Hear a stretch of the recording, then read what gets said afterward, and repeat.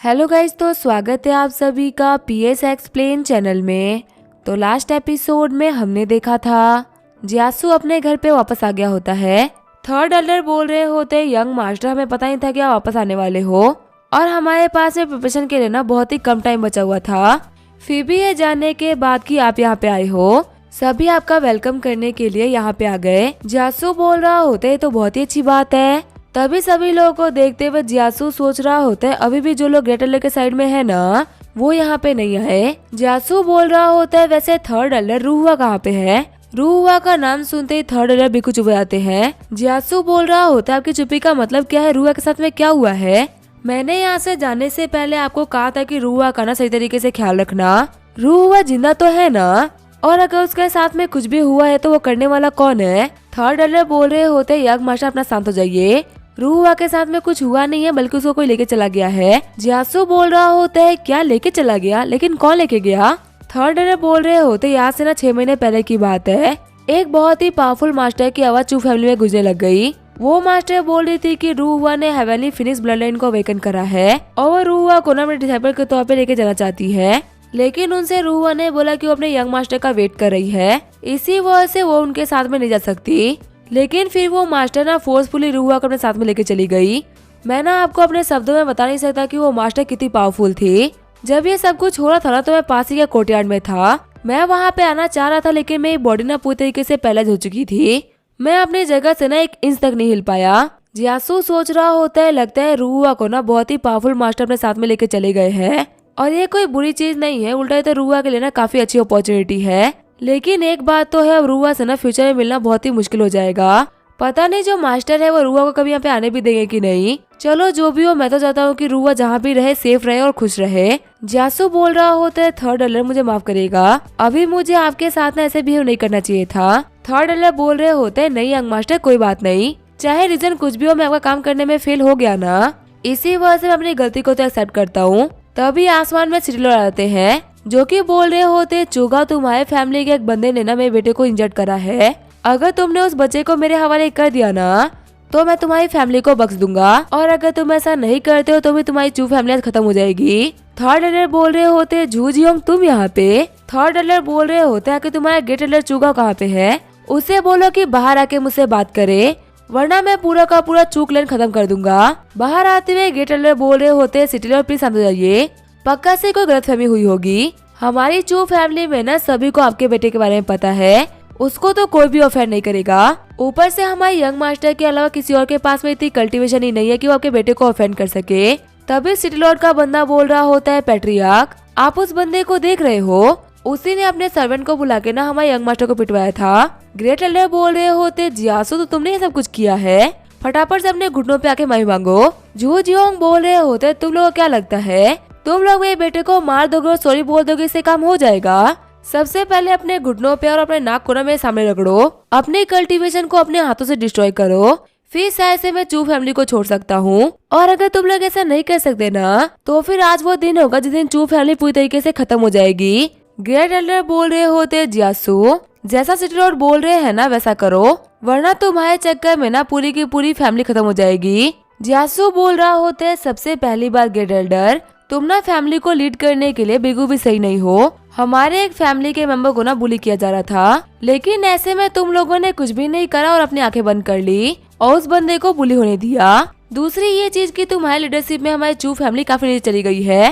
ये जो जू फैमिली के सिटी लॉर्ड बने हुए है ना, इनकी इतनी हिम्मत नहीं है कि हमारे सामने कुछ भी बोल पाए। लेकिन मेरे फादर के जाने के बाद में तुमने 3 साल के अंदर हमारी फैमिली को इतने नीचे कर दिया कि कुत्ते हमारे सामने भौंक रहे हैं। तुम्हें पता है तुमने फैमिली की यूनिटी को तोड़ा है। एक ग्रेट एल्डर के तौर पर ना तुमने वो सारे काम किए जो कि तुम्हें नहीं करने चाहिए थे, और मेरे पास में ना ऐसे बहुत सारे रीजन है जिसकी वजह से मैं तुम्हें यहीं पे खड़े खड़े मार डालूं। ग्रेट एल्डर बोल रहे होते जियासु कमी ने कही के हमेशा से तेरे फादर और तूने ना हम लोग को दबाया है, तेरे फादर के रहते हुए मैं पैट्रियार्क नहीं बन पाया और अब तू बोल रहा है कि मैं फैमिली को लीड करने के काबिल नहीं हूँ।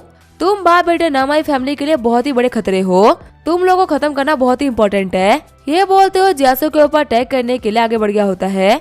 तभी वो जियासु होते वो पाम अटैक करते हुए ग्रेट एल्डर की हालत खराब कर देता है। खून खांसते हुए ग्रेट एल्डर बोल रहे होते जियासु तूने मुझे क्रिपल कर दिया, मेरी मेहनत से कमाई हुई कल्टीवेशन अब खत्म हो चुकी है। थर्ड एल्डर सोच रहे होते जो हमारे ग्रेट एल्डर थे वो हाफ स्टेप सी ट्रांसफॉर्मेशन रिलम पे थे, लेकिन जियासु सिर्फ और सिर्फ एक सिंगल अटैक में उनको घुटनों पे लेके आ गया है। फिर भी जियासु की कल्टीवेशन तो कमाल की है। जियासु बोल रहा होता है तुम चू फैमिली के हिस्सा हो, इसी वजह से मैं तुम्हें छोड़ रहा हूँ, और ऊपर से भले ही तुम्हारा पर्पस कुछ भी हो लेकिन तुमने चू फैमिली को संभाला है, मैं तुम्हें यहाँ पे नहीं मारूंगा। अब यहाँ पे अगली बार ना तुम जू फैमिली के कुत्तों की है, जो कि एक पोषण पाने के बाद में ना काफी उड़ रहे हो। जू जियोंग बोल रहा होता है तुम मुझे खत्म करोगे? लड़के तुम ना अभी ट्रू किलम के सिर्फ और सिर्फ 6 लेवल पे हो, और शायद तुम्हें पता नहीं है कि किससे एरोगेंस से बात करनी चाहिए और किससे नहीं। तुमने यहाँ पे एक कचरे को हराया है तो अब तुम खुद को बहुत ही महान समझ रहे हो। मैं तुम्हें दिखाता हूँ कि आगे एक सी ट्रांसफॉर्मेशन रिलम का बंदा कितना खतरनाक होता है। ये बोलते हुए जियासु के ऊपर थंडर पाम से अटैक कर देता है। जियासु बोल रहा होता तुम इस अटैक से मुझे सबक सिखाओगे? ये बोलते हुए जियासु भी fast and furious palm attack से अटैक कर देता है। थर्ड डलर बोल रहे होते हैं धमाका होने वाला है, सभी लोग पीछे हट जाओ। जू जियोंग सोच रहे होते इस बच्चे ने काफी इजीली मेरे अटैक को ब्लॉक कर लिया, यहाँ तक ये मुझे पीछे खिसकाने में भी कामयाब रहा है। लगता है कि मैंने इस बच्चे को काफी अंडर एस्टिमेट कर लिया। जू जियोंग बोल रहे होते बच्चे तुम ना सच में काफी काबिल हो। बहुत लंबे टाइम के बाद में मुझे कोई ऐसा मिला है जिससे मुझे अपने घोस्ट ब्लेड का यूज करते हुए फाइट करना पड़े। थर्ड डलर बोल रहे होते हैं क्या ये घोस्ट ब्लेड का यूज कर रहा है? ये तो एक थर्ड रैंक का रेयर ट्रेजर है। कहते हैं कि इस स्वॉर्ड में इतनी पावर है ना कि ये बड़े बड़े माउंटेन तक को काट सकती है। अगर ये यंग मास्टर के ऊपर से अटैक करेगा ना तो पक्का से यंग मास्टर की जान खतरे में है। जू जियोंग बोल रहे होते चू फैमिली के कमीने बच्चे, ये स्वॉर्ड तुम्हारा अंत है। वही आगे बढ़ते हुए जियासु बोल रहा होता है एक थर्ड रैंक का ब्लेड ने मैं कुछ भी नहीं बिगाड़ सकता। जू जियोंग तुम्हारे पास में पावरफुल आर्टिफैक्ट नहीं है, इसका मतलब ये नहीं है कि किसी के पास भी पावरफुल आर्टिफैक्ट नहीं हो सकता। ये बोलते हुए दोनों अपने अटैक को टकाने लगते हैं। हम देखते हैं उनके स्वॉर्ड से निकली हुई एनर्जी की वजह से जमीन तक कट गई होती है। सभी लोग बोल रहे होते हैं सच में यंग मास्टर ना काफी पावरफुल हो चुके हैं। वही हम देखते हैं जियासु ने फाइट करते वक्त जू जियोंग के कंधे के ऊपर कट लगा दिया होता है। जू जियोंग बोल रहे होते हैं इस बच्चे के पास में ना बहुत ही खतरनाक स्पीड है। मेरे को समझ में नहीं आ रहा कि आखिर इतनी कम कल्टीवेशन के साथ में ये बच्चा इतना पावरफुल कैसे हो सकता है। ये एक ह्यूमन के फॉर्म में ना एक मॉन्स्टर की तरह है, और इसके हाथ का जो स्वॉर्ड है ना ये कुछ अलग ही लेवल पे है। मैं सेंस कर पा रहा हूँ कि ये थर्ड ग्रेड से भी ना ऊपर की स्वॉर्ड है, शायद से ये फोर्थ ग्रेड की स्वॉर्ड है। लेकिन आखिर जुआनजिया सेक्टर नॉर्मल से डिसेबल को इतना पावरफुल आर्टिफैक्ट क्यों देगा? एक बात तो क्लियर हो चुकी है, अगर ऐसे देता रहा ना तो मैं पक्का से मारा जाऊंगा। लगता है कि मुझे अपने सेट की पिल को यूज करना ही होगा। पिल को खाने के बाद में जू जियोंग बोल रहे होते बच्चे से कोई फर्क नहीं पड़ता ना कि तुम्हारे पास में कितना पावरफुल आर्टिफैक्ट है। मैंने अपने थंडरविंड विला की ना पिल खा ली है, और अब तुम मेरा एक सिंगल अटैक भी नहीं संभाल पाओगे। फिर वो वहाँ से टेलीपोर्ट होते हुए जियासु के पीछे जाते हैं। जू जियोंग बोल रहा होता है मैं जीत गया, लेकिन जब वो अटैक करता है तो जियासु वहाँ से गायब हो गया होता है। जू जियोंग बोल रहा होता है आखिर अभी ये कहाँ चला गया? तभी जियासु जू जियोंग के ऊपर पाम अटैक करते उसको जमीन में फेंक देता है। सारे लोग बोल रहे होते हैं आखिर जो यंग मास्टर है वो क्या सीख के आए हैं? डिमोनिक कल्टीवेशन से भी ना कोई जल्दी पावरफुल नहीं हो सकता। जू जियोंग बोल रहा होता है तो बिल्कुल ही इम्पॉसिबल है। आखिर मैं एक बच्चे से कैसे हार गया? जियासु बोल रहा होता है एक नॉर्मल सी पैरासिटामोल पिल खाने के बाद में तुम्हें लग रहा है कि तुम मुझे हरा दोगे? तुम्हें नहीं पता मैंने ना इससे बहुत ही हाई ग्रेड की पिल देख रखी है। देखो फालतू बातों को ना साइड में रखते हैं। तुम बताओ कि तुम्हें जीना है कि मरना है? तुम्हारे पास में यहाँ पे 2 ऑप्शन है, या फिर तो एक कुत्ते की जिंदगी जियो या फिर एक कुत्ते की मौत मरो। जू जियोंग बोल रहे होते तुम मुझे नहीं मार सकते, मैं थंडरविंड विला का डिसाइपल हूँ। जियासु बोल रहा होता है मैं तो जुआनजियान सेट का डिसाइपल हूँ। तुम्हें पता है ना कि हमारे सेट का एक एल्डर तुम्हारे पूरे के पूरे क्लैन को खत्म कर सकता है। तो यहाँ पे ना मेरे सामने तो ये बकवास करना ही मत कि तुम कहाँ से हो और कहाँ से नहीं। तुम जहाँ तक की पहचान रखते हो ना, मैं उससे भी बहुत ही ऊपर तक की पहचान रखता हूँ।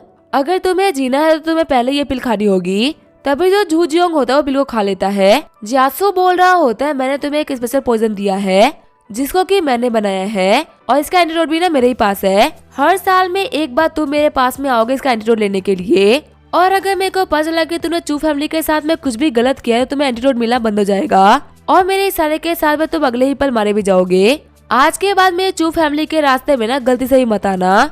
और हाँ अफसरा, तियान सिटी तुम्हारे नहीं बल्कि चू फैमिली के अंडर में है। यहाँ पे हर एक चीज चू फैमिली से पूछ के करी जाएगी। आगे जो जियासु होता है वो जाने के लिए तैयार हो गया होता है। जियासु बोल रहा होता है गेट एल्डर मेरे अटैक के बाद मेरा क्रिपल हो चुका है, और बाकी जितने भी एल्डर थे जो कि गेट एल्डर को फॉलो कर रहे थे उनको उनकी पोजीशन से हटा दिया गया है। थर्ड एल्डर अब से फैमिली की बागडोर आपके हाथों में है, और फैमिली में ना कोई भी आपके खिलाफ नहीं आ सकता। थर्ड एल्डर बोल रहे होते हैं यंग मास्टर इतनी बड़ी अथॉरिटी देने के लिए आपका बहुत बहुत शुक्रिया। जियासु बोल रहा होता है देखिए मैं फिलहाल के लिए तो यहाँ से जा रहा हूँ, लेकिन मेरे को नहीं पता कि मैं कब वापस आऊंगा। मेरी तरफ से ये चू फैमिली के लिए थोड़े से कल्टीवेशन रिसोर्सेज है। एक फ्यूचर पैट्रिया के तौर पे ना मैंने फैमिली के लिए थोड़ा सा कंट्रीब्यूट कर रहा हूँ, और थर्ड एल्डर जो फू फैमिली है ना उसका भी थोड़ा ख्याल रखिएगा। मेरी जो मेड है ना लिंगजुई, ये उसी फैमिली से बिलोंग करती है। थर्ड एल्डर बोल रहे होते यंग मास्टर आपको ना बोलने की जरूरत नहीं थी, आपने जो भी काम बोले थे वो सारे के सारे हो जाएंगे। उम्मीद है कि आपकी जो जर्नी है ना ये अच्छी और सेफ रहे। आगे जो जियासु होता है वो एक लॉज के पास में आ गया होता है। जियासु बोल रहा होते जुई का भी भूख लग गई है ना, चलो पहले चले कहीं कुछ खा लेते हैं। लॉज वाला बंदा बोल रहा होता है यंग मास्टर आप यहाँ पे खाना खाने के लिए आए हैं या फिर रूम लेने के लिए आए हैं। जियासु बोल रहा होता है हमें आपकी दोनों सर्विसेज चाहिए। जियासु सोच रहा होता है जो बंदा है ना ये भी ट्रू के इलम के 5th लेवल पे है। कौन सोच सकता है कि एक लॉज में काम करने वाला बंदा इतना पावरफुल हो सकता है। वो बंदा बोल रहा होता है सर आप प्लीज बैठिए, मैं आपके लिए खाना लेके आता हूँ। वैसे जो ऊपर वाले कमरे है ना उसके लिए आपको 10 सेकंड ग्रेड के स्पीड स्टोन देने होंगे, वही नीचे वाले कमरों के लिए 5 स्पीड स्टोन देने होंगे। और ये खाने का मेन्यू है, आपको जो भी ऑर्डर करना है आप कर सकते हो। जियासु बोल रहा होता है तुम्हारी प्राइसेस तो बहुत ही हाई है, ये कमरों की रेट तुम इतनी हाई क्यों ले रहे हो। लॉज का बंदा बोल रहा होता है यंग मास्टर इसके पीछे ना बहुत ही लंबी स्टोरी है। आपको तो पता ही है कि पास में येलो रिवर है और वहाँ पे ना बहुत ही खतरनाक बीच बाबा पेड़ होते रहते हैं। हमने अपने लॉज के आसपास में ना एरिया फॉर्मेशन बना रखी है जिससे कि हमारे ऊपर कोई भी खतरा ना आए, और इस फॉर्मेशन को बनाए रखने के लिए ना हम लोग को एरिया मास्टर को पे करना होता है। यही रीजन इसकी वजह से ना हमारे कमरे थोड़े से महंगे हैं। जियासु बोल रहा होता है चलो कोई बात नहीं ऊपर वाले कमरे दे दो। तभी जियासु वहाँ पे नोटिस करता है एक चोगे वाले बंदे को। जियासु सोच रहा होता है ये बंदा अपनी कल्टीवेशन को छुपा रहा है, ये कम से कम सी ट्रांसफॉर्मेशन रियलम पे है, पर ये ना सब कुछ शो नहीं करना चाहता। जियासु बोल रहा होता है लिंगजुई तुम थोड़ा चौकन्ना रहना, पता नहीं यहाँ पे कब क्या हो जाए। वही बाहर हम देखते हैं एक बंदे को जो कि काफी ज्यादा घबराया होता है। वो बंदा बोल रहा होता है बस मैं एक बार कैसे भी करके लॉज पहुँच जाऊँ, फिर शायद से कोई मेरी हेल्प कर देगा। लेकिन तभी पीछे से एक चौके वाला बंदा उस बंदे को खत्म कर देता है।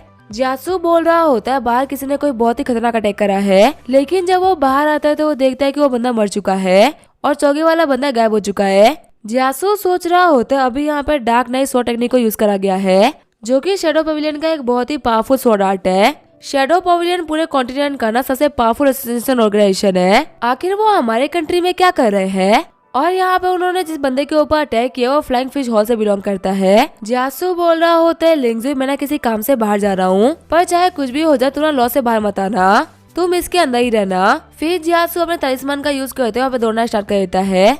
जियासु सोच रहा होता है फ्लाइंग फिश हॉल हमारे जुआनजियान सेट के ना काफी सारे ब्रांचेस में से एक है। अगर शैडो पवेलियन इनके ऊपर अटैक कर रहा है ना तो इनका मेन टारगेट ये नहीं बल्कि हम लोग है।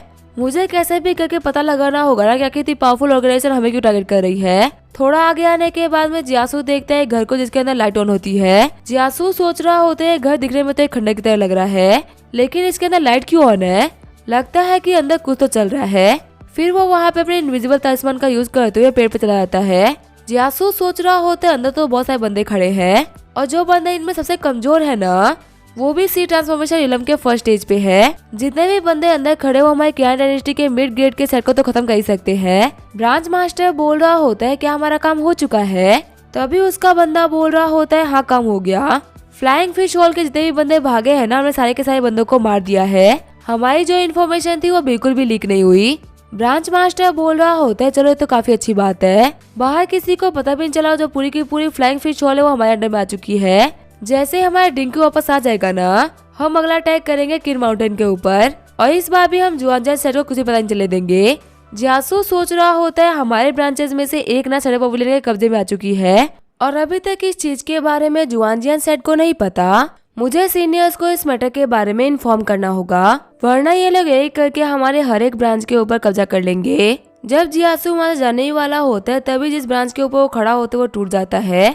जियासु सोच रहा होता है ये नहीं होना था। अटैक करते हुए ब्रांच मास्टर बोल रहे होते हैं कौन कमीना है वहाँ पे, लेकिन जब वो बाहर आते हैं तो वो देखते हैं कि पेड़ डिस्ट्रॉय हो गया होता है और वहाँ पे कोई भी नहीं होता। ब्रांच मास्टर बोल रहे होते हैं क्या मुझे यहाँ पे सुनने में कोई गलती हुई है क्या। वही जियासु सोच रहा होता है मैंने अपने ऑरा को बेस्ट कंसील करने का ट्राई करा है, फिर भी इस बंदे को मेरे प्रेजेंस के ऊपर थोड़ा शक तो हो ही गया। अगर मैं सच कहूँ ना तो इस बंदे की स्ट्रेंथ बहुत ही खतरनाक है, लगता है कि जो मेरी कंसीलमेंट की टेक्निक है ना वो भी उतनी भी अच्छी नहीं हुई है। अगर मुझे कुछ बहुत ही पावरफुल लोगों के सामने खड़ा होना तो मुझे इसको और भी बेटर करना होगा। आगे जियासु होता है वो अपने लॉज वापस आ गया होता है। जियासु बोल रहा होता है मैं काफी जल्दबाजी में निकल गया था, पता नहीं लिंगजू कैसी होगी।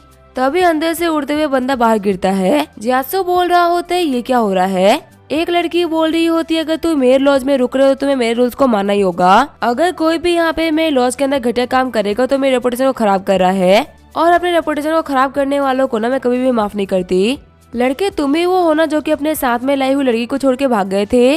अगर ये मेरा लॉज नहीं होता ना तो पक्का से उसके साथ में कोई ना कोई दिक्कत हो गई होती। जियासु सोच रहा होता है कि यहाँ पे कोई गड़बड़ हुई है। फिर चिल्लाते हुए जियासु बोल रहा होता है लिंगजुई क्या तुम ठीक हो। तभी वहाँ पे लिंगजुई आते हुए बोल रही होती है यंग मास्टर वापस आ गए। जियासु बोल रहा होता है हाँ किसी अर्जेंट काम की वजह से मैं जल्दबाजी में निकल गया था, इसी वजह से मैंने तुमसे कहा भी था कि यहीं पे रहना, कहीं जाना मत। अच्छी बात तो ये है कि तुम्हें कुछ भी नहीं हुआ और तुम बिल्कुल सेफ हो। लिंगजुई बोल रही होती है जो लॉज की मास्टर है ना ये बहुत ही अच्छी है, इन्होंने मुझे यहाँ पे प्रोटेक्ट करके रखा। लॉज की ओनर बोल रही होती है लड़के आखिर ये कैसा बिहेवियर था। तभी जियासु अपने पास में से एक हाई ग्रेड का स्टोन निकालते हुए बोल रहा होता है उम्मीद है आपको चीज काफी ज्यादा पसंद आएगी। स्पिरिचुअल स्टोन लेते हुए ओनर बोल रही होती है लड़के तुम तो बहुत ही समझदार हो। जियासु बोल रहा होता है लॉज कीपर आपने जुई का ध्यान रखा ना इसके लिए बहुत बहुत शुक्रिया। वैसे क्या आप बता सकती है कि मैं आपको किस नाम से बुलाऊं। वो लड़की बोल रही होती है लिटिल ब्रदर आपको ना मुझे शुक्रिया बोलने की बिल्कुल भी जरूरत नहीं है, आपने ऑलरेडी मुझे इसके लिए पे कर दिया। वैसे मेरा सरनेम है जू तो आप मुझे आंटी जू बोल सकते हो। जियासु सोच रहा होता है लड़की ना मुश्किल से 27-28 साल की होगी और फिर भी मुझे बोल रही है कि मैं इसे आंटी बुलाऊं। नॉर्मली जो लड़कियां होती है उनको आंटी सुनना बिल्कुल भी पसंद नहीं होता। हो सकता है कि लड़की सिर्फ दिखने में यंग लग रही हो और इसकी एज ज्यादा हो। वैसे भी मैंने सुना है कि जिनकी मसल कल्टीवेशन लेवल काफी ज्यादा हाई होती है ना उनकी एज बहुत ही धीरे धीरे बढ़ती है, या फिर वो अपनी एज को ना रिवर्स भी कर सकते हैं। लॉज कीपर बोल रही होती है तुम लोग रेस्ट करो मैं जा रही हूँ सोने के लिए। जियासु सोच रहा होता है भले ही लड़की दिखने में ऑर्डिनरी लगे लेकिन ये ऑर्डिनरी है नहीं, इसकी पावर लेवल ना काफी ज्यादा अजीब है। अभी मैं जिस शैडो पवेलियन के मास्टर से मिलके आया हूँ ना ये उससे भी स्ट्रॉन्ग है, पर अच्छी बात तो ये है कि इसके जो इंटेंशन है वो बिल्कुल भी बुरे नहीं है। जियासु बोल रहा होता है जुई कल किसी काम की वजह से ना मुझे फिर से वापस जाना होगा और जिस काम के लिए मैं जा रहा हूँ वो बहुत ही खतरनाक हो सकता है, तुम्हें यहाँ पे रुक के मेरा वेट करना होगा, ध्यान रखना यहाँ से बाहर मत जाना। अगले दिन जियासु ने शैडो पवेलियन के ऊपर ध्यान रखने के लिए अपना पेपर क्रेन भेज दिया होता है। पवेलियन मास्टर सोच रहा होता है ये कैसी मूवमेंट थी। तभी वहाँ पे खड़ा बंदा बोल रहा होता है ब्रांच मास्टर क्या कोई दिक्कत हुई है क्या। ब्रांच मास्टर बोल रहा होता है नहीं कुछ नहीं मेरा वहम था, पता नहीं मुझे ऐसा क्यों लग रहा है ना कि कोई तो है जो कि हमारे ऊपर नजर रख रखा है। सामने वाला बंदा बोल रहा होता है ब्रांच मास्टर आप कुछ ज्यादा ही कॉन्शियस हो रहे हो, हम तो बेस्ट स्पाई आके हम लोगों को कौन स्पाई करेगा। ऊपर से अगर हमारे आसपास में कोई बंदा होता ना तो हम उसको सेंस कर लेते। आपको तो पता ही है ना कि हम सभी लोगों ने अपने सेंसेस के ऊपर स्पेशल ट्रेनिंग कर रखी है। पूरे किंग माउंटेन सिटी के अंदर ना ऐसा एक बंदा नहीं है जो कि हमारे करीब आ जाए हम लोग को पता भी न चले। पवेलियन मास्टर बोल रहा होता है हाँ तुम बोल तो सही रहे हो लेकिन फिर भी मुझे यहाँ पे ना कोई भी चीज ऐसा ही फील नहीं होगी। एक काम करो सारे लोगों को बोल दो कि तैयार रहे, अगर कभी भी कोई दिक्कत होती है तो सभी लोग प्रिपेयर होने चाहिए। वही इनसाइड जो को पेपर क्रेन का यूज करते हुए जियासु देख रहा होता है। हम देखते हैं जियासु सिटी के नए कैफे में बैठा होता है। जियासु सोच रहा होता है ये लोग मुझे पकड़ने ही वाले थे।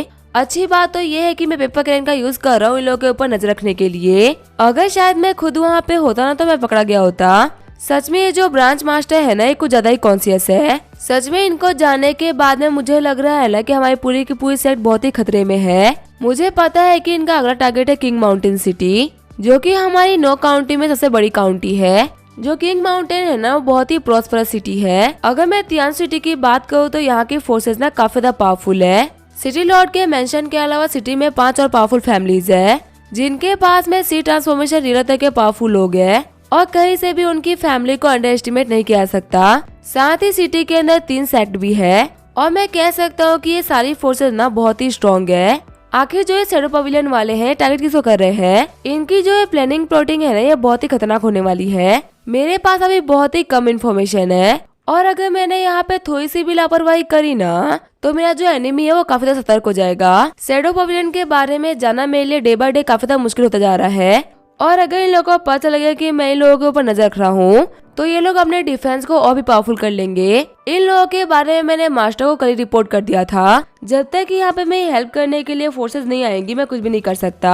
अभी यहाँ पे मेरा सिर्फ और सिर्फ एक ही काम है, मुझे इन लोगों के बारे में इन्फॉर्मेशन कलेक्ट करनी है। तभी जो ब्रांच मास्टर होता है वो कैफे में आ गया होता है। ब्रांच मास्टर बोल रहा होता है मेरे को तुम्हारे कैफे की सबसे बेस्ट टी चाहिए। सर्वेंट बोल रहा होता है आइए गेस्ट आप बैठिए मैं आपके लिए बेस्ट टी लेके आता हूँ। जियासु सोच रहा होता है क्या इन लोगों ने अपने प्लान को स्टार्ट कर दिया है क्या। पर अभी तो यहाँ पे सेटो पवेलियन के सिर्फ और सिर्फ 10 सिटीजन होंगे।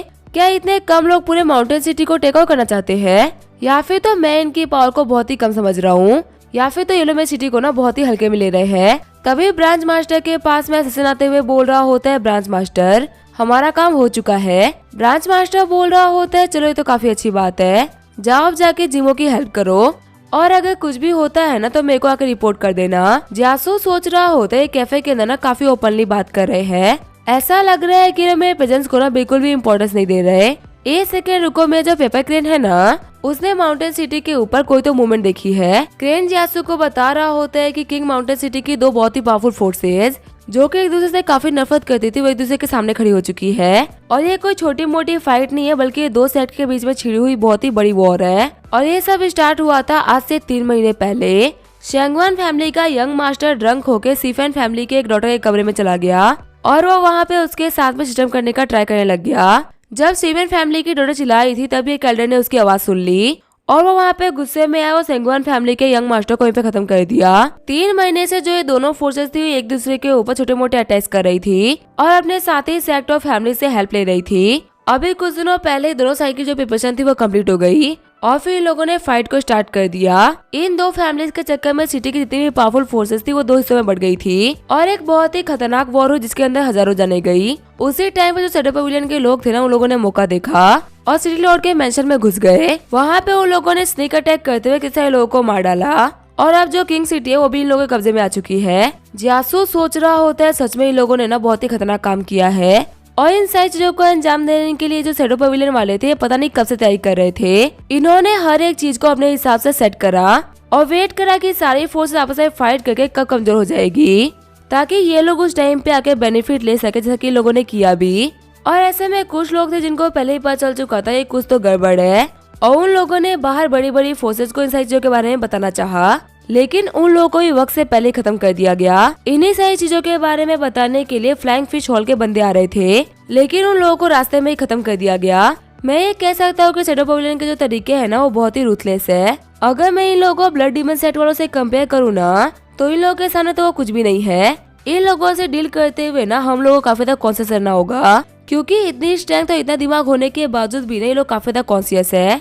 तभी ब्रांच मास्टर के पास में आते हुए जियासु बोल रहा होता है, ब्रदर मुझे ना आपसे कुछ बात करनी है। जियासु बोल रहा होता है, ब्रदर देखो मुझे ना तुम्हारे बारे में बहुत कुछ पता है। मैं जानता हूँ कि तुम कुछ टाइम पहले ही ना सिटी लॉर्ड के मेंशन में कुछ बंदों को लेके गए थे और सिटी लॉर्ड के मेंशन के ट्रेजर के बारे में किसको नहीं पता। तुम्हें पक्का से बहुत सारे बेनिफिट्स भी हुए होंगे ना। ब्रांच मास्टर बोल रहा होते हैं, हाँ बेनिफिट्स तो बहुत सारे हुए, पर तुम्हें पता है कि तुमने सब कुछ देखा है उसके बाद में तुम्हारे साथ में अगला क्या होगा। जियासु बोल रहा होते तो किसी बेवकूफ को ही पता होगा कि आखिर जब वो किसी चोर को चोरी करते हुए देखता है तो उसके साथ में क्या होता है। चोर बचने के लिए अपना आधा हिस्सा अगले बंदे को दे देता है।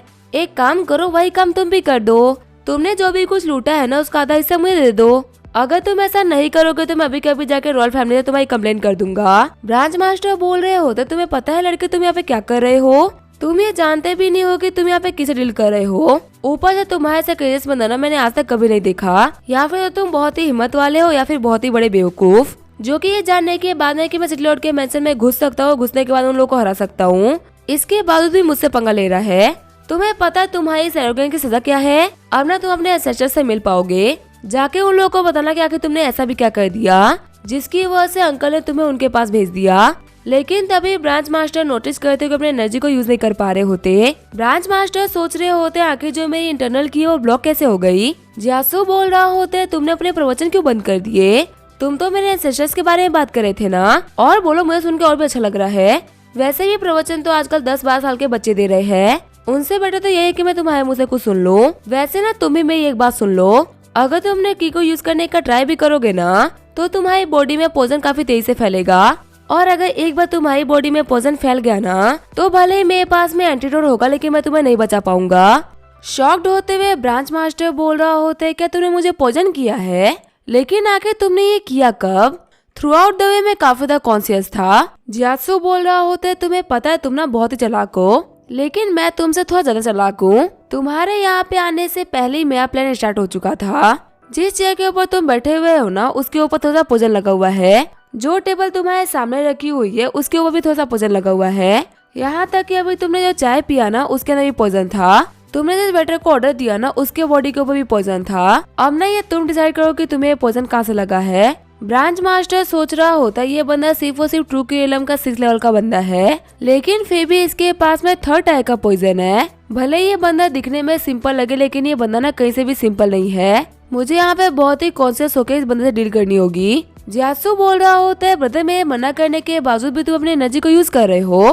कौन सा मैं यहाँ पे तुम्हें मारने का ट्राई कर रहा हूँ, जो कि यहाँ पे तुम्हारे स्ट्रगल करने का कोई फायदा है। तुमने कुछ चीजें चुराई है उसका आधा हिस्सा मुझे दे दो, तुम्हें बस यहाँ पे यही करना है। तभी जो ब्रांच मास्टर होता है अपने पास से गोल्ड निकाल के बाहर रख देता है। जियासु बोल रहा होता है सिटी लॉर्ड के खजाने में सिर्फ और सिर्फ इतना सा सोना, बाकी सोना कहाँ पे है, क्या तुम मुझे बेवकूफ बनाने का ट्राई कर रहे हो। ब्रांच मास्टर बोल रहा होता है ये मेरा हिस्सा है, मैंने अपने बाकी साथियों में ना उसी टाइम पे हिस्से को बांट दिया था। हाँ अगर तुम्हें उनका भी हिस्सा चाहिए ना तो फिर वेट करो, मैं तुम्हें उनका हिस्सा भी दिला दूंगा। जियासु बोल रहा होता है तुम्हारी कल्टीवेशन लेवल इतनी हाई है और तुम्हारे दोस्त भी तो बराबरी के ही होंगे ना। तुम मुझे बोल रहे हो कि मैं यहाँ पे उनके आने का यानी कि अपने मौत के आने का वेट करूँ। तुम्हें क्या मैं कोई बेवकूफ दिखता हूँ। जियासु सोच रहा होता है एक बात तो कहनी पड़ेगी, इस बंदे के पास में ना बहुत कुछ है। फिर जियासु बोल रहा होता है जैसा कि मैंने कहा था मैंने चीजों को आधा आधा बांट दिया है, तुम्हारा हिस्सा मैं यहाँ पर टेबल पे रख रहा हूँ, इसको ले लेना। जब जियासु वहाँ पे जा रहा होता है तभी ब्रांच मास्टर बोलता है जियासु 1 सेकंड रुको। जियासु बोल रहा होता है अब क्या हो गया। ब्रांच मास्टर बोल रहा होता है लिटिल ब्रदर क्या तुम मुझे नहीं मारोगे। जियासु बोल रहा होता है तुम्हें मारने के लिए ना मुझे यहाँ पे किसी ने पे नहीं करा, और जिस काम के लिए मुझे पे नहीं किया था मैं वो काम करना पसंद नहीं करता। मुझे ना सिर्फ और सिर्फ पैसा पसंद है, मुझे खून खराबा नहीं पसंद। हाँ लेकिन अगर मुझे उस खून खराबे के लिए पैसा मिल रहा है ना तो मैं कुछ भी कर सकता हूँ। अगर तुम्हारी जिंदगी की इच्छा खत्म हो गई है ना तो तुम्हारे पास में जो पैसे पड़े हुए हो मेरे को दे दो, मैं तुम्हें मार डालूंगा। ब्रांच मास्टर बोल रहा होता है नहीं लिटिल ब्रदर आपने मेरी बातों को गलत मत समझिए, मैं बस ये बोला था कि मेरी बॉडी के अंदर ना आपका पॉइजन है, आपने अपना हिस्सा तो ले लिया लेकिन मुझे पूरी तरीके से क्योर नहीं करा। जियासु बोल रहा होता है मान लो मैं तुम्हें क्योर कर दूं, अगला काम तुम क्या करोगे, मुझे भगा भगा के मारोगे ही ना। देखो तुम ना बिल्कुल भी टेंशन मत लो, मैंने तुम्हें जो पॉइजन दिया है ना उसे तुम्हारी एनर्जी को ब्लॉक करके रखा है और अगले 3 घंटे के अंदर ना तुम्हारी जो एनर्जी है वो खुलना स्टार्ट हो जाएगी। ये पॉइजन डेंजरस है अगर तुम अगले 3 घंटों में ना ज्यादा एक्ट करते हो तो, अगर तुम कुछ भी नहीं करोगे तो तुम पक्का से बच जाओगे। ये बोलते हुए जियासु वहाँ से फिर जाने लगता है। ब्रांच मास्टर बोल रहा होता है ब्रदर 1 सेकंड रुको। चिढ़ते हुए जियासु बोल रहा होता है अब क्या हो गया, जो भी बोलना है ना एक ही बार में बोल दो। तुम्हें नहीं पता मैं टाइम की ना बहुत ही वैल्यू करता हूँ, मेरे लिए मेरा टाइम बहुत ही वैल्यूबल है। ब्रांच मास्टर बोल रहा होता है अगर तुम्हें कोई पे करेगा तो तुम कुछ भी करोगे। जियासु बोल रहा होता है डिपेंड करता है कि आखिर वो काम क्या है और उस काम को करने के लिए कितना पैसा मिल रहा है। अगर पैसा मिलेगा ना तो मैं पूरे के पूरे डायनेस्टी को एक ही रात में खत्म कर दूंगा, और कैसे करूंगा इस चीज की टेंशन लेने के लिए तो बिल्कुल भी जरूरत नहीं है, मेरे पास में मेरे खुद के कुछ तरीके हैं। वैसे तुम यहाँ पे काम के बारे में बात कर रहे हो, क्या तुम्हारे पास में कोई बिजनेस डील है क्या। ब्रांच मास्टर बोल रहा होता है एक बहुत ही बड़ा काम करना है और पैसा भी मुंह मांगा मिलेगा। इस सिटी के बाहर ना एक टेम्पल है जहाँ पे कोई भी नहीं आता, वहाँ पे जाके तुम मेरा वेट करो, मैं वहाँ पे तुमसे मिलने के लिए जरूर आऊंगा। जियासु बोल रहा होता है चलो ठीक है, अगर मेरे को प्राइस सही मिलेगी ना तो मैं कुछ भी करूंगा। जाते हुए जियासु बोल रहा होता है सारा का सारा काम प्लान के हिसाब से हुआ है। जब इंसान ज्यादा कॉन्शियस होता है ना तो वो ज्यादा गलतियाँ करता है। मुझे पता था कि इस बंदे को ना पहले से लगा था कि इसके ऊपर कोई नजर रख रखा है, और मैंने एक्सेप्ट करने की वजह से इसका वो जो शक था ना वो क्लियर हो चुका है। मैंने सब कुछ सामने से बोला है, इसी वजह से मेरे ऊपर रिसर्च भी नहीं करवाएगा। और जैसा कि मेरे को लगा था कि मैं इसको जब साबित करूंगा कि आखिर मैं कितना काबिल हूँ तो ये पक्का से मेरे को हायर करने का ट्राई करेगा, उसने किया भी। ये जो शैडो पवेलियन वाले हैं ना ये अपने राज ऐसे ही नहीं खोलेंगे, इनमें घुस के पता चलेगा कि आखिर लोग करना क्या चाहते हैं। कुछ घंटों बाद में जियासु होता है वो टेंपल वापस आ गया होता है। जियासु सोच रहा होता है मेरी इन्फॉर्मेशन के हिसाब से यहाँ पे 2 चीजें क्लियर हो चुकी है, फ्लाइंग फिश हॉल और किंग माउंटेन दोनों ही शैडो पवेलियन के अंडर में है। और अगर मैं बाकी सारे सेट की बात करूँ ना तो उनके बारे में मैं अभी क्लियर नहीं हूँ, पर अगर मैं सच बोलूं ना तो इन लोगों ने किंग माउंटेन को एक ही झटके में अपने कब्जे में कर लिया। मैं इस बात की गारंटी कर सकता हूँ कि इन लोगों ने ना काफी सारे सेट को अपने अंडर में कर लिया होगा। शैडो पवेलियन पूरे कॉन्टिनेंट का ना सबसे बड़ा एसोसिएशन ऑर्गेनाइजेशन है, और कहते हैं कि सबसे खतरनाक लोग जो कि कंट्री को खत्म करने की पावर रखते हैं वो लोग इनके अंडर में काम करते हैं। और शैडो पवेलियन इसलिए पावरफुल नहीं क्योंकि इसके पास में इतने पावरफुल लोग हैं।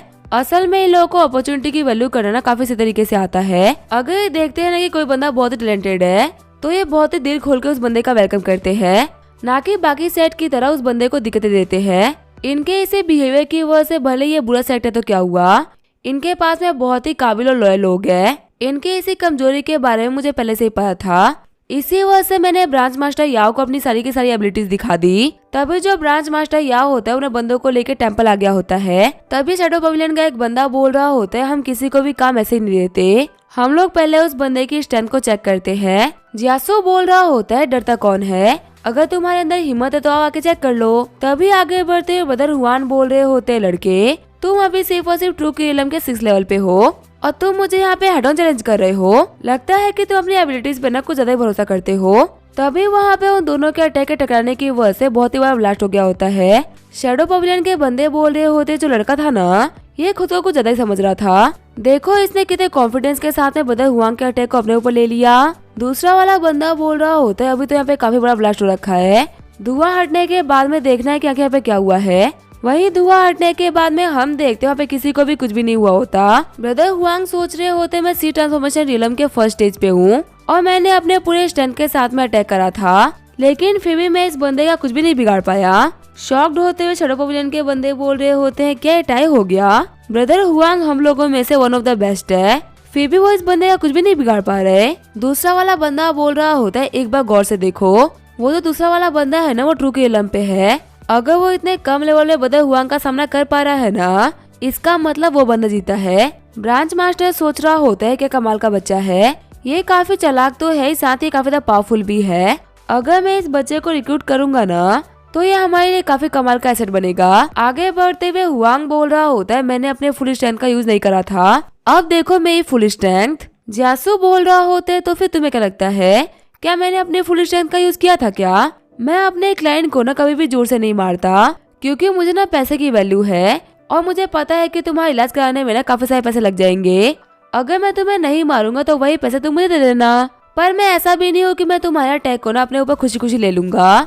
ये बोलते हुए जियासु हमें ब्लड शेडो पाम से अटैक कर देता है, जिसकी वजह से हुआन हार गया होता है। ब्रांच मास्टर याओ बोल रहे होते, तुमने जो टेक्निक यूज करी वो तो ब्लड शेडो पाम है ना, इसका मतलब तुम ब्लड डीमन सेट से बिलोंग करते हो। जियासु बोल रहा होता है, कोई कह रहा था कि वो बिजनेस की बात करने के लिए आया है, तो फिर शायद से हमें इन चीजों के बारे में बात नहीं करनी चाहिए। ब्रांच मास्टर बोल रहे होते, बिजनेस की बात तो होती रहेगी ब्रदर, मैं तो बस यहाँ पे आपकी स्किल्स को टेस्ट कर रहा था, जिसके अंदर आप पास हो चुके हो, हमारा ना यहाँ पे और कोई इंटेंशन नहीं था। वैसे ब्रदर आपने बताया नहीं क्या आप ब्लड डीमन सेट से बिलोंग करते हो? जियासु बोल रहा होता है, हाँ तुम बिल्कुल सही बोल रहे हो, मैं हूँ ब्लड डीमन सेट का यांग युआन। ब्रांच मास्टर बोल रहा होता है, अच्छा ऐसी बात है, तो हम बोल सकते हैं कि हम दोनों ना एक ही फैमिली से बिलोंग करते हैं। जियासु बोल रहा होता है, तुम किस चीज के बारे में बात कर रहे हो मुझे नहीं पता। ब्रांच मास्टर बोल रहा होता है, हाँ ये बहुत ही नॉर्मल चीज है कि तुम्हें इसके बारे में नहीं पता, इन चीजों के बारे में ना मैं भी ज्यादा रिवील नहीं करूंगा, लेकिन हाँ मैं यहाँ पे तुम्हें ना कुछ तो बता ही सकता हूँ। हमारा जो शैडो पवेलियन और ब्लड डीमन सेक्ट है,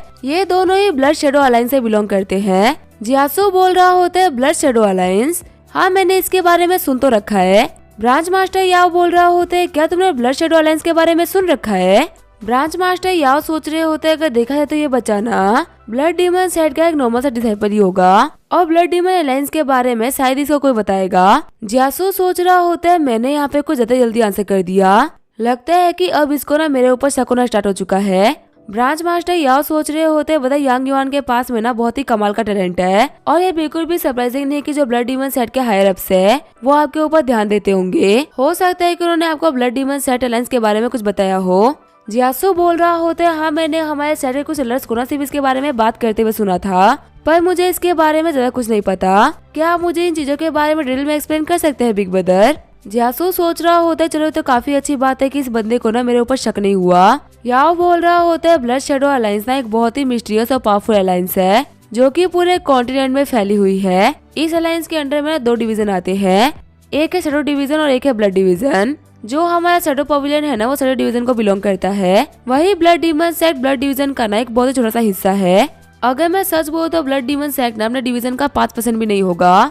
जियासु सोच रहा होता है, क्या ब्लड डीमन सेट इतनी छोटी सी ब्रांच है, तो फिर आगे जो इनका डिवीजन होगा वो कितना बड़ा होगा, और अगर हम इनके पूरे के पूरे ऑर्गेनाइजेशन को कंबाइन कर दे तो वो तो बहुत ही बड़ा हो जाएगा ना। ब्रांच मास्टर बोल रहा होता है, पूरा साउदर्न कॉन्टिनेंट ना हमारे कब्जे में है, सिर्फ बचा है ग्रेट कियान डायनेस्टी। ब्लड डीमन सेट अपना काम करने में ना काफी स्लो हो रहा था, इसी वजह से हायर अप्स ने हमको यहाँ पे भेजा ताकि हम अपना काम ना सही तरीके से कर पाए। ब्रदर यांग युआन मैं आपको ऑफर कर रहा हूँ, आप हमारे शैडो पवेलियन को ना ज्वाइन कर लो। ब्लड डीमन सेट वाले तो कुछ भी नहीं है, वो सिर्फ कचरा है। अगर हमारे साथ में जुड़ते हो ना तो आपका फ्यूचर बहुत ही बड़ा हो जाएगा। जियासु बोल रहा होता है ये इतना भी अच्छा आइडिया नहीं है। हमारे जो ब्लड डीमन सेट वाले है ना वो गदरों के साथ में बहुत ही स्ट्रिक्ट है। अगर उन लोगों को पता चला ना कि मैंने आपके सेट को ज्वाइन कर लिया है तो पक्का से मेरे को मरवा देंगे। जियासु सोच रहा होता है मेरे को लगा ही था ना कि ये बंदा मेरे को रिक्रूट करने की बात करेगा और इसने यहाँ पे ये बात कर भी दी।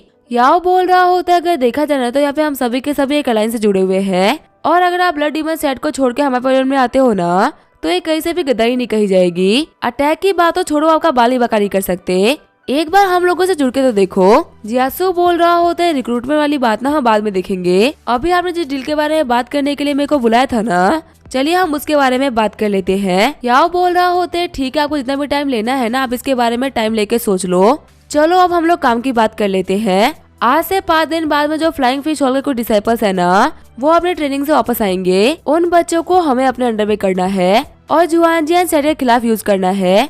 जियासु सोच रहा होता है जैसे मेरे को लगा था इन लोगों का मेन टारगेट जुआनजियान सेक्ट है। जियासु बोल रहा होता है मुझे काम करने के लिए कितने पैसे मिलेंगे। याओ बोल रहा होता है काम के खत्म होने के बाद में तुमको 200 मिड ग्रेड के स्पिरिट स्टोन मिलेंगे। शेडो पवेलियन के बंदे बोल रहे होते तो काफी मोटी रकम हो गई। जियासु बोल रहा होता है ठीक है फिर डील रही, आगे हम लोग फिर 5 दिन बाद मिलेंगे। जियासु के जाने के बाद में रेड है वाला बंदा बोल रहा होता है ब्रांच मास्टर क्या ये बंदा भरोसे करने के लायक है क्या। याओ बोल रहा होता है इसके ट्रू इंटेंशंस ना हम लोग को अभी नहीं पता, इसको फॉलो करो देखो क्या ये काम कैसे करता है।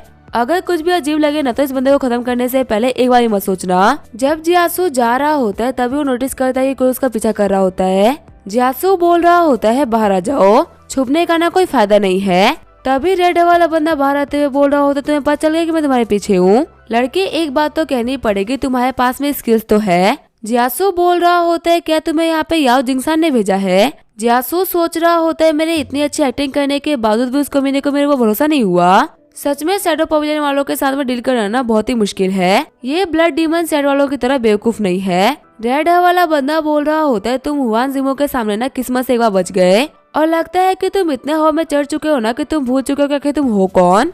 तुम ब्रांच मास्टर का नाम अपने मुंह से निकाल रहे हो। लड़के तुम ना सच में काफी बोल्ड हो। जियासु बोल रहा होता है देखो तुम मुझे फॉलो कर रहे थे, इसका मतलब तुमने ये शो कर दिया कि तुम मेरे ऊपर भरोसा नहीं करते। अब तुम्हें यहाँ पे कैसी डेट चाहिए इसके बारे में तुम मुझे बता दो।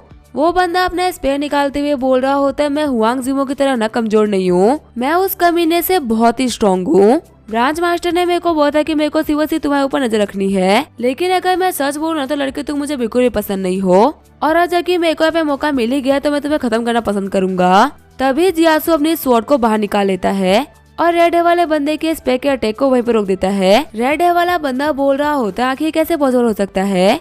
लड़के आखिर तुमने ये स्वॉर्ड कहाँ से लाई, कहीं है तो नहीं कि तुम्हारे पास में स्पेस ट्रेजर हो। हमारे ब्रांच मास्टर के पास में बिना स्पेस ट्रेजर्स नहीं है, लेकिन तुम्हारे पास में तो ये है। जियासु सोच रहा होता है जिस बंदे से मैंने फाइट करी थी और ये बंदा, इन दोनों की कल्टीवेशन लेवल ना बराबर ही है, लेकिन ये तो जीरो ही है ना, ये स्ट्रेंथ के मामले में हुआंग से काफी ज्यादा है। यहाँ तक कि अगर मैं जूजियान से ही बात करूँ ना तो ये उससे भी काफी ज्यादा है। अगर मेरे पास में तालिस्मान नहीं होते तो मुझे उसे फाइट करने में ना काफी स्ट्रगल करना पड़ता। जीरो ही बोल रहा होता है क्यों तालिस्मान को वेस्ट कर रहे हो, तुम्हारे मरने के बाद में ये मेरे काम आ जाएंगे।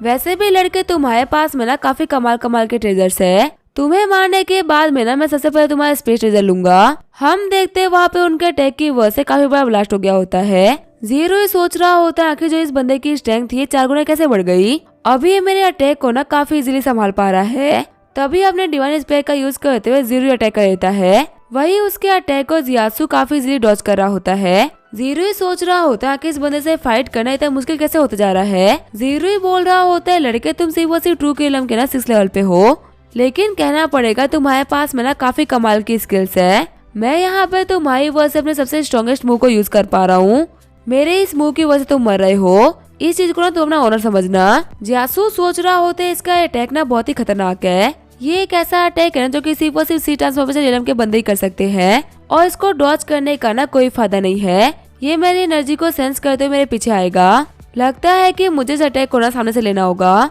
ये बोलते हुए जियासु असुर टेक्निक के साथ में आगे बढ़ गया होता है। वहाँ पे अटैक से टकराने की वजह से बहुत ही बड़ा ब्लास्ट हो गया होता है और जो हमारा जियासु होता है वो बहुत ही घायल भी हो गया होता है। जीरो ही बोल रहा होता है ये मेरा सबसे स्ट्रॉन्गेस्ट अटैक है। वो कल्टीवेटर जो कि मेरे सेम लेवल पे है ना, वो भी इस अटैक को नहीं संभाल पाते। ऐसे में इस बच्चे का बचना बिल्कुल ही इम्पॉसिबल है। जियासु बोल रहा होते जीरो तुम ना वो पहले बंदे हो जो कि दिखा रहा है कि सी ट्रांसफॉर्मेशन रियलम के बंदे भी ना काफी स्ट्रॉन्ग हो सकते हैं। मैंने तुम्हें अंडर एस्टिमेट किया और मैं समझ सकता हूँ कि मैंने ये गलत करा। तुम इस चीज के लिए ना खुद को बहुत ही प्राउड समझो कि तुम्हारी वजह से मुझे काफी सीरियस होना पड़ रहा है।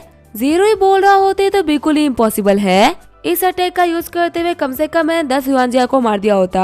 आखिर तुम अभी तक सर्वाइव कैसे कर पा रहे हो? और मैं देख रहा हूँ कि तुम्हारी बॉडी ना काफी फास्ट हील कर पा रही है। ऐसा लग रहा है कि अगले 2 मिनट में तुम पूरी तरीके से हील कर जाओगे। लड़के स्टार्टिंग से ही ना मेरे को तुम्हारे अंदर कुछ तो अजीब लग रहा था और अब मैं क्लियरली बोल सकता हूँ कि तुम ब्लड डीमन सर के डिसाइपल तो नहीं हो। जो टेक्निक तुमने यूज करी ना वो दिखा रहा है कि तुम जुआनजिया सर के डिसाइपल हो। जियासु बोल रहा होते तुमने ये पहचानने में थोड़ी देर कर दी। जीरो ही बोल रहा होता है तो चलो मान लो कि मैंने देर कर दी, लेकिन आखिर इससे क्या फर्क पड़ता है?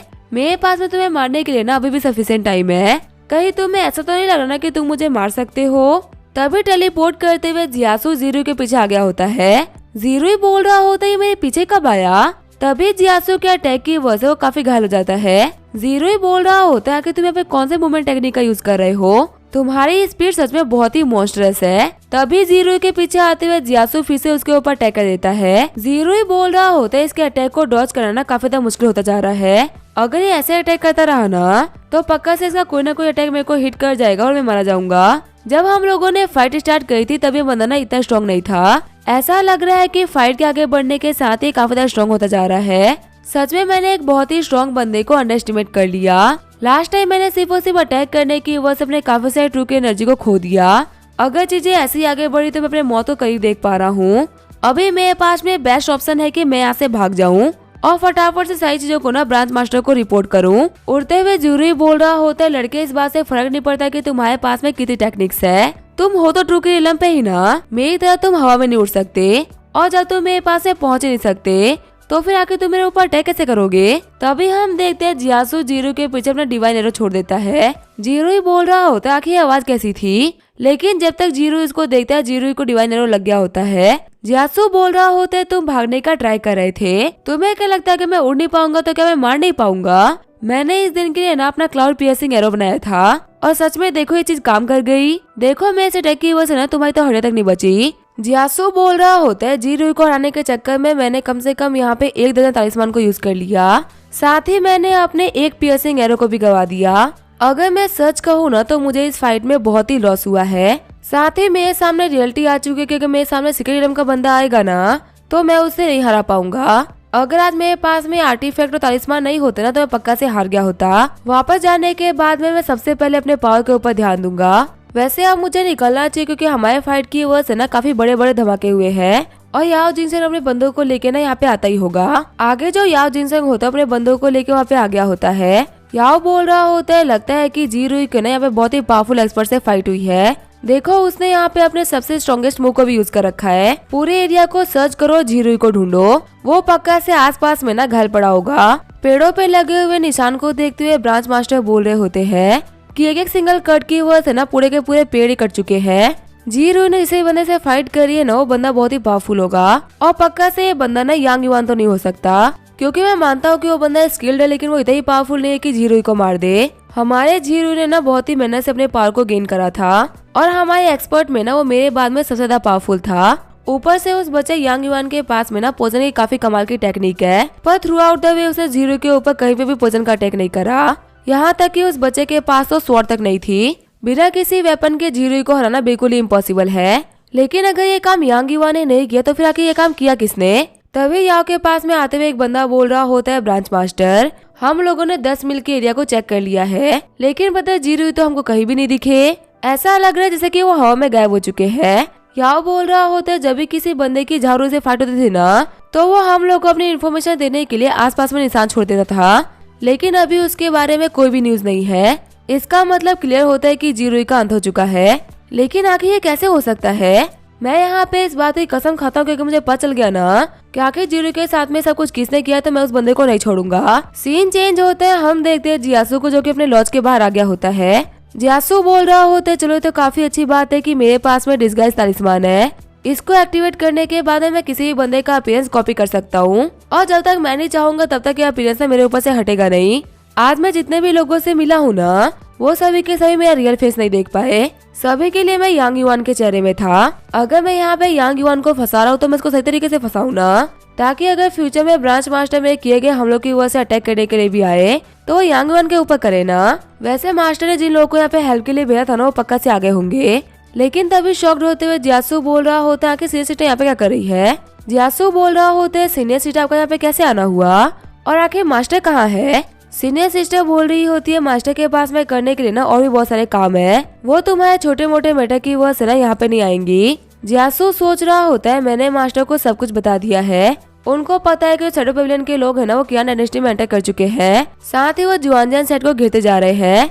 ये बात जानने के बाद तो मास्टर यहाँ पे दौड़ते हुए आती, लेकिन उन्होंने खुद यहाँ पे ना आके सीनियर सिस्टर को हमें भेजा है। ये चीज क्लियर करती है कि हमारे सेट पे ना कोई बहुत ही बड़ी दिक्कत आ रखी है, जो कि शैडो पेविलियन से भी बहुत ही बड़ी दिक्कत है। जियासु बोल रहा होता है कि अब ब्लड डीमन सेट वालों ने हमारे सेट के ऊपर हमला किया है। शॉक्ड होते हुए सीनियर सिस्टर बोल रही होती है तुम्हें किसने बताया, क्या मास्टर ने तुम्हें बताया। जियासु बोल रहा होता है लगता है कि मेरा गैस बिल्कुल सही है। सीनियर सिस्टर बोल रही होती है डीमन सेट वाले ना पता नहीं क्यों पागल हो रखे हैं। पहले वो जो भी कुछ करते थे वो बहुत ही छुपके छुपके करते थे, लेकिन अब वो हमारे जुआनजान सेट के ऊपर डायरेक्टली अटैक कर रहे हैं और इस बार वो रुकने के लिए भी तैयार नहीं है। वो हमारे ऊपर अटैक करने के लिए ना किसी भी हद तक जा सकते हैं। जियासु सोच रहा होता है मुझे पता है कि ब्लड डीमन सेट वाले सब कुछ क्यों कर रहे हैं। याओ जिनसान ने बहुत है कि ब्लड डीमन सेट वाले ना जानबूझ के दिक्कतें खड़ी करेंगे ताकि कियान डायनेस्टी का हर एक बड़ा सेट उनके ऊपर ध्यान दे। इससे शैडो पेविलियन के ऊपर ना कोई भी ध्यान नहीं देगा। इससे जो रियल दिक्कतों वाले काम होंगे ना वो शैडो पेविलियन वाले कर पाएंगे। इसी प्लान का यूज करते हुए अभी तक इन लोगों ने आधे कॉन्टिनेंट को अपने कब्जे में कर लिया है और देख के ना बिल्कुल भी नहीं लग रहा कि इन लोगों को पता चल पाया कि आखिर वो लोग क्या करना चाहते हैं। जियासु बोल रहा होता है सीनियर सिस्टर क्या आप प्लीज जुई को अपने साथ में लेके चली जाओगी। सीनियर सिस्टर बोल रही होती है तो फिर तुम्हारा क्या तुम साथ में नहीं आओगे। जियासु बोल रहा होता है मेरे पास में करने के लिए ना बहुत ही इम्पोर्टेंट काम थे, वो करने के बाद मैं पक्का से वापस आ जाऊंगा। सीनियर सिस्टर बोल रही होती है आखिर तुम्हारे पास में ऐसे भी कौन से काम है जिनके बारे में तुम मुझे नहीं बता सकते। मास्टर ने स्पेशली मुझे कहा था कि मैं तुम्हें तो वापस लेके आना ही आना है, अगर मैं तुम्हें वापस नहीं लेके जाऊंगी तो आगे मैं मास्टर को क्या जवाब दूंगी। जियासु सोच रहा होता है लगता है मास्टर नहीं चाहते कि मैं दिक्कतों में फंसूं, इसी वजह से उन्होंने सीनियर सिस्टर को बोला है कि मुझे लेके आना ही है। लेकिन मैं सीनियर सिस्टर जीवन के नेचर को जानता हूँ, अगर मैंने इनको बता देना कि आखिर यहाँ पे क्या चल रहा है तो ये पक्का से यहीं पे रुक जाएंगी। और भले जो कल्टीवेशन है ना ये कम नहीं है, लेकिन शैडो पेविलियन वालों के मुकाबले ना ये ज्यादा भी नहीं है। वो लोग पक्का से इनको नहीं छोड़ेंगे, मुझे कैसे भी करके इनको तो भेजना ही होगा। तभी जियासु देखता है लॉज ओनर को जो कि अंदर बैठी होती है। जियासु बोल रहा होता है आंटी जू मेरी बात को सुनिए। तभी चिढ़ते हुए आंटी जू बोल रही होती है अब क्या हो गया। जियासु बोल रहा होता है सिस्टर जून इनसे मिलिए, इनका नाम है आंटी जू। आंटी जू ने मेरे ऊपर बहुत ही बड़ा फेवर किया है, इसी वजह से मैंने इनको प्रॉमिस किया कि मैं इनके पास में 1 महीना काम करूंगा। तभी वो आंटी जू को एक क्रिस्टल देते हुए बोल रहा होता है आंटी जू आपको याद है ना कि आपने मेरे ऊपर क्या फेवर किया है। आंटी जू बोल रही होती है हाँ तुम्हें ना मेरे लिए 1 महीने काम करना ही होगा। जियासु बोल रहा होता है वैसे आपको पता है ये ना मेरी गर्लफ्रेंड है, अगर ये मेरे साथ में काम करेगी ना तो मेरे को सिर्फ 15 दिन काम करना होगा। चिढ़ते हुए जीवन बोल रही होती है कि तुम्हें कैसी फालतू बातें कर रहे हो। जियासु बोल रहा होता है क्या भूल गई, आप ये तो सेट के सामने चीज एक्सेप्ट करी थी कि आप मेरी गर्लफ्रेंड हो। जीवन बोल रही होती है मैंने तो सारी बातें ऐसे ही कर दी थी। आंटी जू बोल रही होती है कि तुम दोनों साथ में काम करोगे, इसमें ना कोई भी दिक्कत नहीं है, तुम दोनों साथ में मिलकर काम कर सकते हो। तभी जीवन चिढ़ते हुए बोल रही होती है अगर मैंने कभी किसी से उधार लिया ही नहीं तो मैं उसके लिए काम क्यों करूंगी, इसने उधार लिया है ना तो फिर इसे वो काम करने दो, मैं यहाँ से जा रही हूँ। आगे जो सिस्टर जीवन होती है अपने फ्लाइंग बोर्ड पे आ गई होती है। जियासु बोल रहा होता है रास्ते में अपना ख्याल रखना। जूही बोल रही होती है यंग मास्टर मुझे यहाँ पे रुके आपकी हेल्प करनी चाहिए थी। जियासु बोल रहा होता है टेंशन मत लो, ज्यादा टाइम नहीं लगेगा, सीनियर सिस्टर जीवन के साथ में वापस जाओ और वहाँ पे जाके मेरा वेट करना। जीवन बोल रही होती है ठीक है जाने में देर हो रही है, फटाफट से अंदर आ जाओ। और जियासु तुम तुरंत जल्दी वापस आना, मास्टर तुम्हारे लिए काफी कंसर्न थी, अगर तुम्हें कुछ भी हो गया तो मैं नहीं बचूंगी। जियासु बोल रहा होता है फाइनली ये लोग यहाँ से चले गए। तभी वहाँ पे आंटी जू आते हुए बोल रही होती है तुमने ना काफी सारा टाइम वेस्ट कर दिया, चलो हम काम कर लेते हैं। जियासु बोल रहा होता है लेकिन कैसा काम। आंटी जू बोल रही होती है अभी तुमने कहा था ना कि तुमने मुझसे फेवर लिया है, अब चलो तुम मेरे लिए ना 1 महीने के लिए काम करो। जियासु बोल रहा होता है लेकिन मैंने आपको एक्टिंग करने के लिए पैसे तो दिए थे ना। आंटी जू बोल रही होती है तुमने तो मुझसे मेरी फीस पूछी ही नहीं, मेरी फीस यही है कि तुम्हें यहाँ पे 1 महीने तक काम करना होगा। रोते हुए जियासु बोल रहा होता है मुझे पता ही था कि मैं यहाँ पे इतने महंगे एक्टर से काम करवा रहा हूँ। आगे जियासु अपने कमरे में वापस आ गया होता है। जियासु बोल रहा होता है चलो यहाँ पे मेरे पास में 1 महीने रुकने का तो मौका मिल चुका है और मैंने जुई और सीनियर सिस्टर को वापस से भेज दिया है। अब मुझे यहाँ पे याओ जिनसेन के मिशन के हिसाब से 5 दिन तक वेट करना है। अब जबकि यहाँ पे मेरे पास में करने के लिए कुछ भी नहीं है तो मैं यहाँ पे थोड़ी देर बैठ के कल्टीवेट कर सकता हूँ। वही सीन शिफ्ट होता है, हम देखते हैं आंटी जू को। आंटी जू बोल रही होती है जो मेरा लॉज का बिजनेस है ना वो बहुत ही बेकार चल रहा है।